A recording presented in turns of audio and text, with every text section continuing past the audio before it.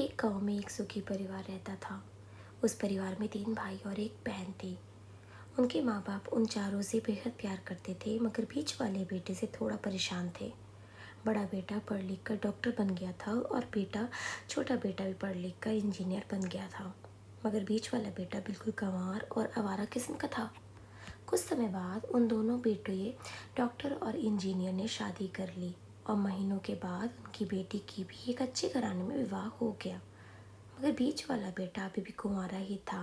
वह अनपढ़ था और कहीं भी मजदूरी का छोटा सा काम करता था। उनको शादी के लिए भी कोई लड़की नहीं मिल रही थी।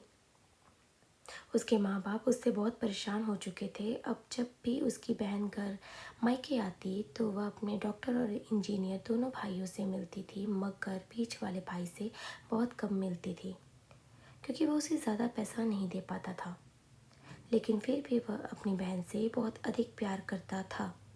कुछ समय बाद उनके पिताजी की बीच वाले बेटे की बिना शादी किए मृत्यु हो गई। उनकी माँ ने सोचा कि कहीं अब किसी ने मुंह से बंटवारे की बात निकली, इसलिए अपने ही गांव में एक सीधी सादी लड़की से मंझले बेटे की शादी करवा दी। शादी होते ही न जाने क्या हुआ, अनपढ़ बेटा मन लगाकर काम करने लगा और पहले से अधिक मेहनत करने लगा। अब कोई भी पुराना दोस्त उसको मटर गश्ती के लिए बुलाने आता तो वह मना कर देता। एक दिन उनके डॉक्टर और इंजीनियर भाई ने सोचा कि यह तो गंवार और अनपढ़ है, हम इससे कहीं ज़्यादा पैसा कमा लेते हैं, इसलिए अब हमें बंटवारा कर लेना चाहिए। माँ के लाख मना करने के बाद भी दोनों बेटों ने बंटवारे की तारीख तय कर दी और उन्होंने अपनी बहन को भी बुला लिया। तभी उसका गंवार भाई कहता है कि तुम लोग बंटवारा कर लो, जो बचे वो मुझे दे देना या ना देना, मैं शाम को आकर अंगूठा लगा दूंगा। तभी उसकी बहन कहती है कि अरे बेवकूफ़, तू तो हमेशा ही बेवकूफ़ ही रहेगा। जमीन का हिस्सा तो आमने सामने बैठ कर होता है। और उसकी माँ भी उसे काम पर जाने से रोकती है। उसी वक्त वकील भी वहाँ आ जाता है और कहता है कि आपका सारा किस हिस्सा मिलाकर 10 बीघा ज़मीन और एक मकान है। अब यह बताओ किसको कितना हिस्सा देना है, मैं उसी हिसाब से कागज बनवा दूंगा।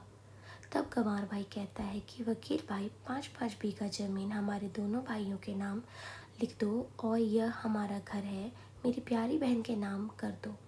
तब दोनों भाई पूछते हैं कि तू अपने हिस्से में क्या लेगा। गंवार भाई कहता है कि मेरे हिस्से में मेरी प्यारी माँ है। वह अपनी पत्नी की तरफ मुस्कुराते हुए कहता है, क्यों, क्या मैं गलत कह रहा।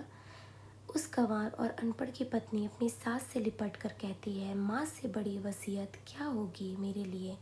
उसी वक्त उसका गंवार पति भी उसकी माँ से लिपट जाता है। गंवार बेटे और बहू के प्यार ने जमीन जायदाद के बंटवारे को एक सन्नाटे में बदल दिया। तभी बहन अपने गंवार भाई के गले लगकर लिपट कर रोते हुए कहती है कि माफ़ कर दो भैया, मैं आपको सम्मान नहीं दे सकी।